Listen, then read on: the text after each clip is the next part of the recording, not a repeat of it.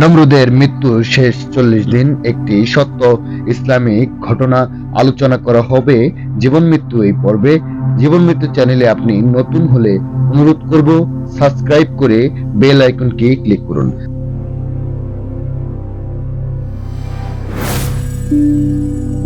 আসসালামু আলাইকুম রহমতুল্লাহি ওয়া বারাকাতুহু। একটি সামান্য মশা, হ্যাঁ আপনি ঠিকই শুনেছেন, একটি ছোট্ট নিরহ মশা হয়ে উঠেছিল পৃথিবীর সবচেয়ে অহংকারী রাজার মৃত্যুর কারণ। সেই রাজা কে ছিল? সে ছিল নমরুদ, যে নিজেকে খোদা বলে দাবি করত, কিন্তু সে ভুলে গিয়েছিল সত্যিকারের মালিক একমাত্র আল্লাহ রাব্বুল আলামিন। আজকে আমরা জানাবো নমরুদের মৃত্যুর আগের সেই ভয়ঙ্কর ৪০ দিনের গল্প, যা শুধু ইতিহাস নয় বরং আমাদের জন্য এক চরম সতর্ক বার্তা। নমরুদ ছিল নবী ইব্রাহিম আলাইহিসসালাম এর যুগে জন্ম নেওয়া একজন জালিম ও অহংকারী শাসক। ইতিহাসবিদরা বলেন পৃথিবীতে মাত্র ৪ জন ব্যক্তি সমগ্র বিশ্বে রাজত্ব করেছে। ২ জন মুমিন, সুলাইমান আলাইহিসসালাম ও জুলকারনাইন আলাইহিসসালাম, আর ২ জন কাফির ছিলেন, নেবুখতনেজার এবং এই নমরুদ। নমরুদ ছিল এমন এক শাসক যে নিজেকে রব ঘোষণা করেছিল। সে বলতো, আমি জীবন দিতে পারি, আবার মৃত্যু দিতে পারি। একবার এক অপরাধীকে ছেড়ে দিয়ে আরেক নির্দোষকে হত্যা করে সে বলেছিল, দেখো আমি জীবন দিলাম, আবার মৃত্যু দিলাম। কিন্তু ইব্রাহিম আলাইহিসসালাম বলেছিলেন, আমার প্রতিপালক সূর্যকে পূর্ব দিক থেকে উঠান। তুমি যদি সত্যিকারের রব হও তবে সূর্যকে পশ্চিম দিকে উঠাও। এই কথায় নমরুদ নির্বাক হয়ে যায়। কোনো জবাব ছিল না তার। তবু সে ঈমান আনেননি, তওবা করেননি, বরং ইব্রাহিম আলাইহিসসালামকে আগুনে নিক্ষেপে আদেশ দেয়।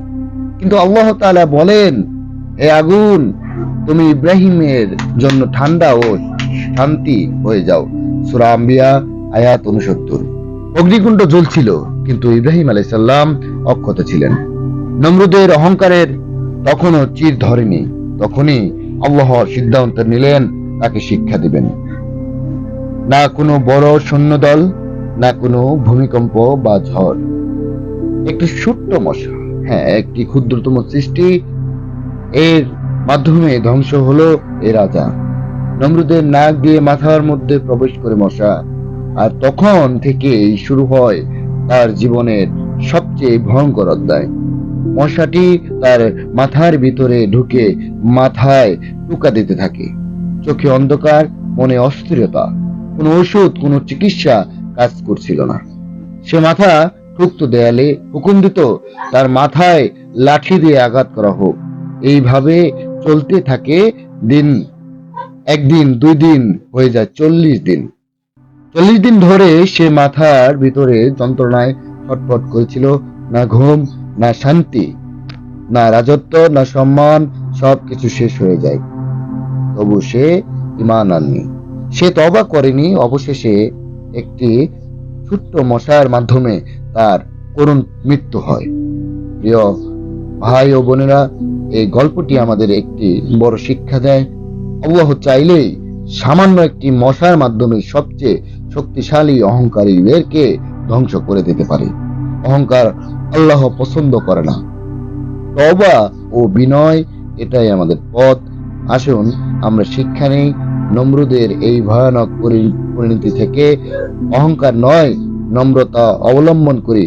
দুনিয়ার মোহ নয়, আখিরাতের জন্য প্রস্তুতি নেই।